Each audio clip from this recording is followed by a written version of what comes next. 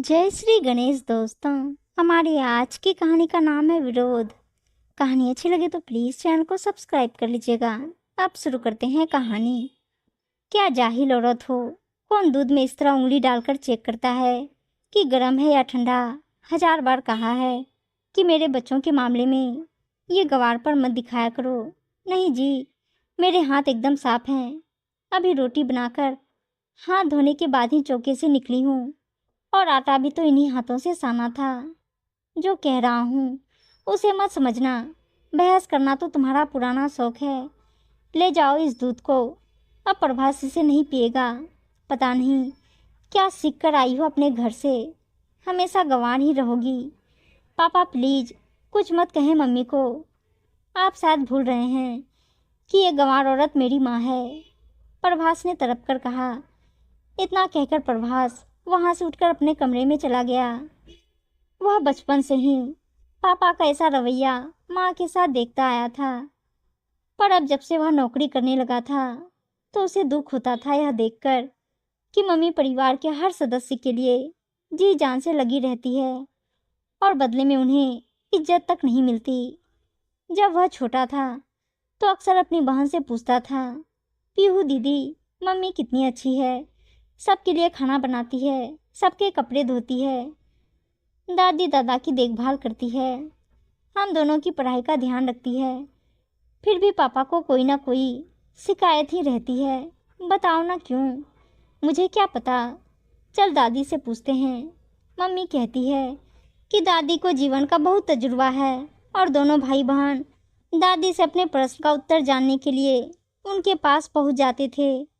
पहले तो दादी उन दोनों से अपना एक दो काम करवाती, फिर चश्मे को नाक से ऊपर करके कहती, मर्द जात ऐसी ही होती है लल्ला। और फिर तेरी माँ ही नहीं, सब औरतों को इस तरह की बातें सुननी पड़ती हैं। मैंने भी सुनी तेरे दादा से। और फिर ये कौन सा मन से कहते हैं? अरे लाड़ में कहता है तेरा पापा तो। लाड़। दोनों भाई बहन का मुंह खुला का खुला रह जाता था। दादी, क्या पीहू दीदी को भी उनका पति ऐसे ही लाड़ करेगा? इस प्रश्न पर दादी अक्सर फंस जाती थी और बात टालते हुए कहती थी, अरे जा खेल ले, एक बात के पीछे पड़ जाता है। जब तू बड़ा हो जाएगा ना, अपने आप तेरी माँ को डांटना बंद कर देगा तेरा पापा। बस प्रभास के बाल मन ने यह बात स्वीकार कर ली थी कि उसके बड़ा होते ही पापा माँ को डांटना बंद कर देंगे। जब उसकी बड़ी बहन पीहू की शादी हुई तो ससुराल से पहली बार आने पर प्रभास दौड़कर बहन के पास जाकर बोला, पीहू दीदी, क्या जीजाजी भी पापा की तरह लाड़ लड़ाते हैं? हट पगला, बचपन की बात को पकड़े बैठा है। अरे वो तो दादी हमें बहकाने के लिए कह देती थी। अब तो तू बड़ा हो गया है, तुझे नहीं पता कि लाड़ और डांट में फर्क होता है। तुम्हारे जीजाजी बहुत अच्छे शांत स्वभाव के हैं। हर घर का माहौल होता है। शायद जब शुरू शुरू में शादी होने पर पापा ने मम्मी को इस तरह डांटा होगा तो दादी ने उन्हें रोका टोका ही नहीं और मम्मी ने भी विरोध प्रकट नहीं किया होगा।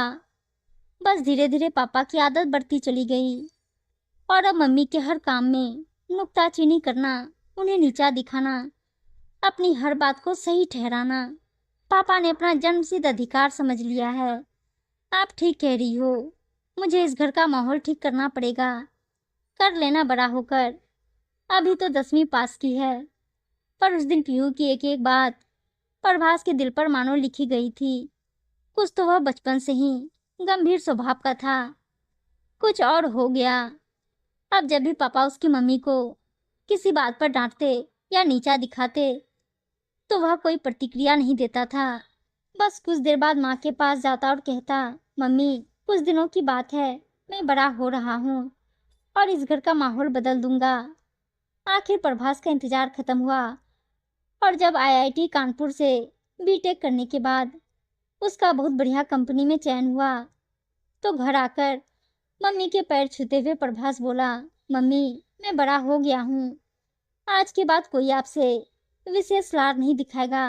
दादी, अपने बेटे को कह देना कि मेरी माँ के साथ लाड से नहीं शालीनता से बात करें। उस समय प्रभास की बात पर किसी ने कुछ नहीं कहा, बल्कि यह समझा कि माँ को मानसिक संबल देने के इरादे से कह रहा है। पर आज जब दूध चेक करने के उद्देश्य से मम्मी ने कप में उंगली डाल दी और पापा ने मम्मी को उल्टा सीधा कह दिया तो प्रभास सह नहीं सका। वह थोड़ी देर ड्राइंग रूम में जा बैठा। पानी पीने के बाद वह वापस मम्मी के पास रसोई में गया और उनका हाथ पकड़कर उस जगह लाया जहां दादा दादी और पापा बैठे चाय पी रहे थे। दादी, अब मैं बड़ा हो गया हूँ। अपने बेटे को समझा दें कि मेरी माँ के साथ अपनी लाड़ वाली भाषा का प्रयोग बंद कर दें। मैं चाहता हूँ कि मेरे घर का माहौल भी ऐसा बन जाए जैसा पीहू दीदी के घर का है, औरतों को मान सम्मान देने वाला। मेरी मम्मी मेरी प्रेरणा है। अगर किसी ने इनके साथ गलत लहजे में बात की तो मैं उन्हें लेकर कहीं दूर चला जाऊंगा। दादी, अपने बेटे को कौन सी भाषा में समझाना है, ये आपकी ड्यूटी है। शायद प्रभास की बेखौफ आवाज को सुनकर दादी के बिना कहे ही पापा समझ गए थे कि उनका बेटा वाकई इतना बड़ा हो गया है कि अब उसे फैसला लेने में ज़्यादा देर नहीं लगेगी, क्योंकि उसके बाद उन्होंने कभी भी मम्मी के साथ अपनी लाड़ वाली भाषा का प्रयोग नहीं किया। उम्मीद है दोस्तों कहानी अच्छी लगी होगी और अच्छी अच्छी कहानियाँ सुनने के लिए चैनल को सब्सक्राइब और वीडियो को लाइक शेयर जरूर कर दीजिएगा। धन्यवाद दोस्तों।